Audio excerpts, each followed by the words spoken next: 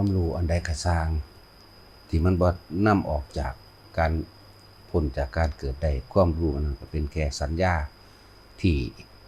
เขาไปยึดมั่นเอาเขาไปถือเอาเขาไปจริงไปจังกับมันแล้วก็เวียนว่ายตายเกิดไปกับความรู้ที่ตัวเองเขาไปยึดเอาความรู้ทั้งหลายของคนก็รู้บ่ทันอารมณ์ดอกมีแต่รู้ตามสัญญาและสุดท้ายก็พ่ายแพ้แก่อารมณ์ความรู้สึกที่ภาษาบาลีว่าอาสวะขยักอารมณ์ความรู้สึกที่เฮาไปของอยู่นั่นเองต่างกันเด้กับความรู้สึกตัวความรู้สึกตัวนี่คือความคิดของเฮาบ่ได้แล่นไปบ่คิดไปถึงบุคคลสัตว์สิ่งของจิตถ้าไร้เจตนาในการคิดถึงรูปวัตถุต่างๆมันก็เกิดบ่ได้อย่างความรู้ยังก็สร้างสู่รู้สึกตัวในตัวเฮาเองบ่ได้ฉะนั้นเพิ่นจึงว่าถ้าคำว่าศีลนี่แปลว่าปกติไม่คิดตื่มให้ต่อให้ว่าไม่คิดทำร้ายเบียดเบียนให้ผู้ใดผู้หนึ่งเสียชีวิตและทรัพย์สินตลอดทั้งมนุษย์และอมนุษย์คนและสัตว์การที่สิบ่คิดแบบนั้นได้ก็ต้องน้อมเข้ามาอยู่ในลมหายใจตัวเองมั่งในความรู้สึกตัวเองมั่งเมื่อมันบ่ไปคิดถึงรูปวัตถุสิ่งของบุคคลสัตว์สิ่งของมันก็บ่อาจสามารถที่สิไปปรุงแต่งในความอยากได้อยากดีอยากมีอยากเป็นอันใดๆความคิดปรุงแต่งในความอยากได้ดีมีเป็นก็คืออารมณ์อยากของตัวเองก็คือตัณหาของตัวเองอุปทานคือยึดของตัวเองนั่นแหละล้วนแล้วถ้าเป็นการเกิดทั้งนั้นเลยถ้าความคิดของเฮาบ่แล่นไปบ่คิดถึงบุคคลสัตว์สิ่งของแต่ว่าเฮายึดลมหายใจไว้เป็นเบื้องต้นในการยึดลมหายใจไว้เรียกว่ารู้สึกตัวความรู้สึกตัวนี่ความคิดบ่ปรุงไปดอกรู้สึกตัวกับลมหายใจรู้สึกเย็นในโพรงจมูกลมเข้าออกอยู่แค่นี้เองความคิดจึงบ่ได้ไปทำลายสัตว์บ่เป็นไปตามสัญญาของคนเฮาก็อยากได้ดีมีเป็นนั่นแหละทีนี้มันก็เกิดกลายเป็นสมาธิเองเป็นจิตที่ตั้งมั่นแต่ในความตั้งมั่นก็ว่าเมื่อจิตไม่คิดไม่นึกถึงบุคคลสัตว์สิ่งของแล้วเรียกว่าเป็นศีลเป็นปกติ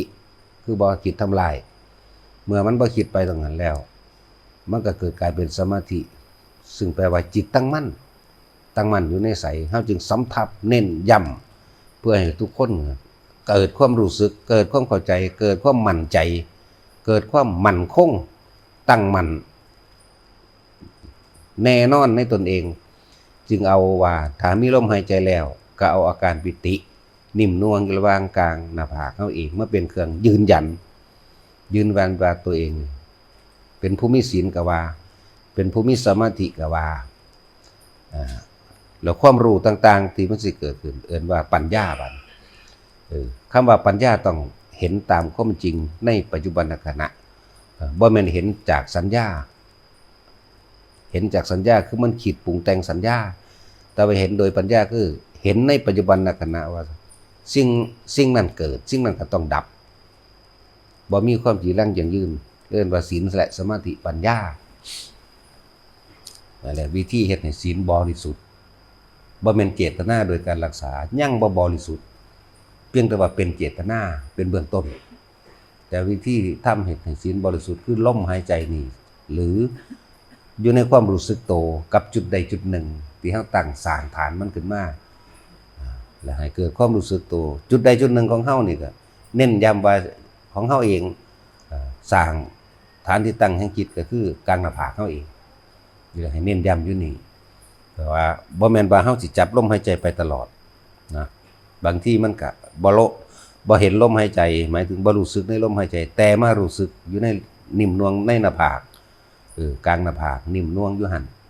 บางคนก็นิ่มนวลกลางหัวนุบนาบบางคนก็เข้ากลางสมองบางคนก็ลงหน้าอกจังซี่เป็นเบื้องต้นนี่ ถ้าสิพูดถึงเรียงลำดับลมหายใจกับอาการปิตินิ่มนวลกลางหน้าผากเรียกว่าฌานขั้นต้นเริ่มสงบหรือสงบแล้วล่ะจริงๆมันสงบแล้วล่ะแต่ว่า บ่แม่นว่ามันสิจับลมอยู่ตลอดอันนี้บางที่เฮาเดินไปเฉยๆย่างไปหรือนั่งอยู่ซื่อๆธรรมดาความรู้สึกในกายเกิดเพิ่มขึ้นมาเกิดนี่แหละหน้าผากเฮานี่แหละเกิดกลางหน้าผากเฮาปุ๊บนั่นเป็นขั้นที่2ที่จิตร่วมคือบ่คิดนั่นเองเกิดความสงบตั้งมั่นก็เลยอยากให้ทุกคนเข้าใจว่าเป็นหยังคือให้มีความรู้สึกโตนิ่มนวลอยู่นี่ให้มั่นใจเลยว่าเป็นสมาธิแล้วจิตตั้งมั่นต่อมาก็มีแต่ว่าสิ่งที่ผ่านมาในตาเฮาคนนั้นย่างไปแล้วก็ลับหายไปนี่เกิดดับเสียงนั่นที่ผ่านเข้ามาในหูเฮาเขาบอกกันจุกจากหรือเสียงนกก็แล้วแต่เดี๋ยวมันก็หายไปนี่เอิ้นว่าเกิดดับนี่เห็นในปัจจุบันขณะเห็นตามความเป็นจริงเห็นแบบนี้บ่ควรเข้าไปยึดแต่ยึดสมมุติว่าเป็นเสียงนกกาเว้าห้องเว้วมานี่เอ้านกมันจับอยู่ไสหนอสูงหรือต่ำหนอนำหามันเด้นั่นคือออกไปเกิดไปแล้วอันนั้นแต่วันนี้เฮาได้ยินซื่อๆเฮาบ่ได้คิดหยังรู้โดยสัญญาว่าแต่ว่าบ่ปรุงแต่งสัญญารู้โดยสัญญานกกาเว้าคนเขาเว้ากันเรื่องใดก็สร้างเฮาก็รู้ว่าเขาเว้าเรื่องนั้นแหละแต่ว่าเฮาบ่ปรุงแต่งต่อถ้าปรุงแต่งต่อมันสิมีการเข้าไปตัดสินผิดถูกอารมณ์เฮาเกิดหรอกนั่นแหละจังว่ารู้อีหยังก็สร้างดอกถ้ารู้แล้วไปเกิดใหม่น่ะล้วนแล้วแต่รู้เป็นทุกข์ทั้งนั้นถ้ารู้แล้วบ่มีความคิดนึกปรุงแต่งต่อแต่ว่ารู้ลึกเข้าไปอีกคือรู้อนิจจังอนัตตานั่นแหละรู้ความเกิดรู้ความดับรู้ผ่านมันบ่นำเข้ามามันบ่ลากเข้ามามันบ่ลังมันบ่ยึดไว้นี่เอิ้นว่ารู้เกิดรู้ดับจิตของเฮาความคิดของเฮาบ่แล่นไปตามเสียงที่ได้ยินตามตาที่เห็นตามรูปรสกลิ่นเสียงสัมผัสทางกายมันนี่เฮาก็บ่แล่นไปสัมผัสทางกายเป็นแบบร้อนก็จมขุดบนด่ามันว่าร้อนโพดหนาวก็เหมือนกันบ่ได้ปรุงแต่งต่อว่าหนาวเกินนั่นแหละรู้สึกทางกายนี่รู้จังว่ารู้ยังกระสร้างบ่จะไปเงิดไผสิมีความรู้หลายเพียงใดก็ช่างเถอะถ้ารู้เราไปเกิดใหม่นั่นน่ะล้วนแล้วแต่รู้รู้หามรู้ไปทุกข์ความทุกข์คือความเกิดก็คือความทุกข์เฮ็ดจังได๋เฮาสิบ่เกิดจึงจะไม่ทุกข์จังว่าเป็นหยังคือสำทับความรู้สึกโตแต่ละคนเพื่อให้เกิดความมั่นใจในตนเองบัดนี้ก็พิจารณาโดยตนเองนำนั่นตัวเวลาเฮาอยู่ในลมหายใจกับปิติเกิดความรู้สึกในกายในหน้าผากเฮาเกิดเวลานั้นสุขเกิดบ่ได้ทุกข์ก็เกิดบ่ได้เด้มันเป็นอุเบกขามันเป็นเฉยๆมันเป็นว่างๆเด้เพราะว่ามันบ่นึกคิดปรุงแต่งต่อกับบุคคลสัตว์สิ่งของบ่คิดไปถึงรูปวัตถุใดๆทั้งสิ้นวัตถุก็คนนั่นแหละวัตถุก็สัตว์นั่นแหละวัตถุก็สิ่งของนั่นแหละนั่นแม้กระทั่งความสัมผัสทางกายโดยร้อนโดยหนาวถ้ามันบ่ปรุงบ่แต่งบ่ต่อล่ะมันอยู่ในกายนี่เฮาก็คิดเอาเองน้อมเข้ามาในตัวเฮานี่แหมมาพิสูจน์ตัวเฮาเอง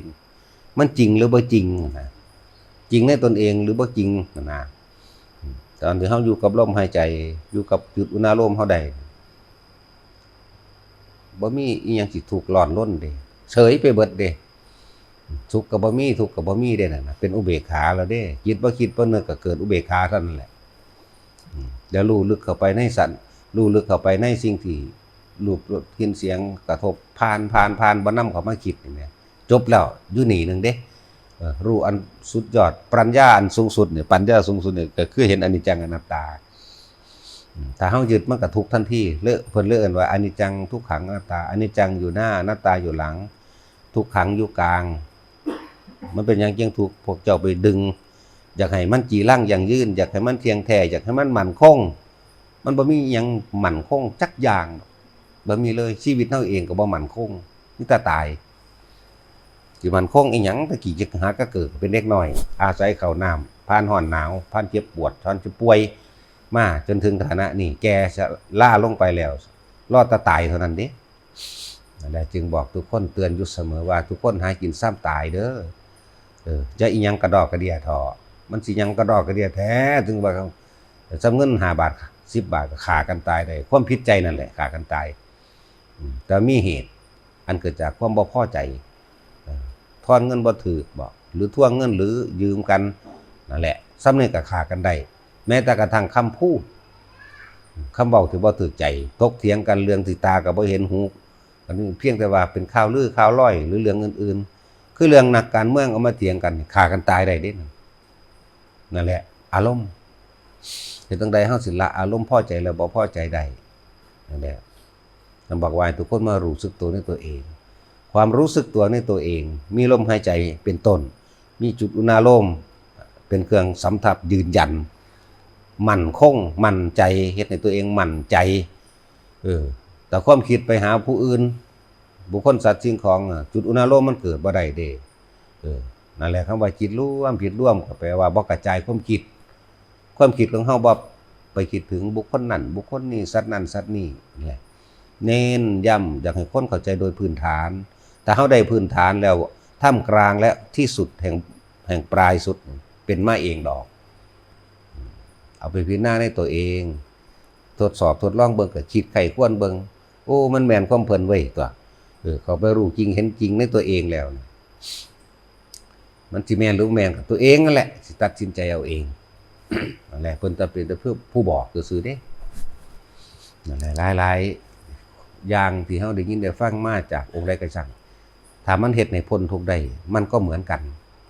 ความคิดไผความรู้ไผที่เพิ่นแนะนำมาความรู้พุทธเจ้าก็สร้างความรู้พระสาวกก็สร้างแม้กระทั่งหญิงร้องเพลงตัดอ้อยหรือคนนำทางเขาคุยกันความรู้นั้นถ้ามันทำให้เราพ้นออกจากความเวียนว่ายตายเกิดได้ความรู้นั้นก็เหมือนกันไม่ต่างกันเพราะนั่นคือธรรมบ่มีแยกบ่มีแยะคือความจริงเสมอกันบ่ได้เกี่ยวกับศาสนาพร้อมสัตว์คำว่าธรรมเนี่ยคือว่าความจริงของบุคคลผู้ยังมีความรักความใคร่อยากความห่วงหาความอะไรเปรียบเทียบโลดสัตว์กับบ่มีศาสนาเวลางัวกับควายเรื่องลูกงัวลูกควายกับสร้างลองขายมันแยกกันดูมันก็ให้น้ำกันเด้นั่นแหละคือความจริงว่ามีความรู้สึกผูกพันอยู่รักใคร่อะไรอยู่คนก็เหมือนกันบัดนี้คนมันมีความรู้สึกมันเว้ากันได้ที่จริงเฮาเข้าถึงความรู้สึกของสัตว์ได้เพราะว่ามันเป็นของที่แยกกันบ่ได้ในหันมีดวงจิตเหมือนกันมีความรู้สึกเหมือนกันเจ็บปวดร้อนหนาวหิวกระหายเหมือนกันกับเฮาเลยทุกอย่างทุกชีวิตทุกสัตว์นั่นแหละพระพุทธเจ้าเพิ่นจึงพูดร่วมๆเว้าร่วมๆเลยเด้สัตว์ทั้งเบิดเลยสำหรับพระพุทธเจ้าเพิ่นเว้าแต่พวกเฮายันบ่เข้าใจก็เลยมาแยกออกว่านั่นหมาเด้อหมูเด้องัวเด้อควายเด้อกิ้งเหลนเด้อกิ้งกือเด้อเด้คนเด้อนั่นที่จริงอันเดียวกันสัตว์แปลว่าผู้มีตัณหาสัตว์แปลว่าผู้คล้องอยู่นั่นคล้องอยู่ในหยังก็คิดเอาเองตอนนี้ทุกคนผู้ใดคล้องอยู่ในไผอันใดก็บ่ห่วงนั่นแหละเหลือแต่ลูกผู้เดียวอีนั่นบักนี่นั่นของคือเก่าย่านเขาเอาตัวบ่รอดนั่นแหละเอิ้นว่าคล้องอยู่นั่นแล้วถึงเทียบว่าสัตว์ทั้งหลายก็อันเดียวกันนี่แหละกับเฮามีความปรารถนาความสุขเหมือนกันซึ่งเป็นสิ่งที่มันเคลือบไว้หลอกลวงไว้ปรารถนาความสุขปรารถนาความมั่นคงในชีวิตแต่ว่าบ่เห็นความตายเป็นในภาคหน้าหรือภาคปัจจุบันเฮานี่จังว่าแต่ละคนน้อมเข้ามาปิดหน้าในตัวเองศึกษาอันใดก็บ่ทอศึกษาตัวเองดอกนาศึกษากายตนเองศึกษาใจตนเองนี่สรุปแล้วสลัดกายออกเหลือแต่ใจล้วนๆมันก็เห็นเข้าไปหรอกนั่นแหละให้ทุกคนนำไปคิดนำไปทดสอบนำไปทดลองคิดสรุปทดสอบเห็นตามจริงหรือบ่จริงก็แล้วแต่อันนั้นเมื่อเฮาเข้าไปเห็นแล้วจังซี่เจ้าสิเชื่อหรือบ่เชื่อก็เรื่องของเจ้าเด้ว่าความเชื่อสำหรับนี่ก็คือบ่มีอีกแล้วมีแต่ความจริงนั่นแหละเพราะ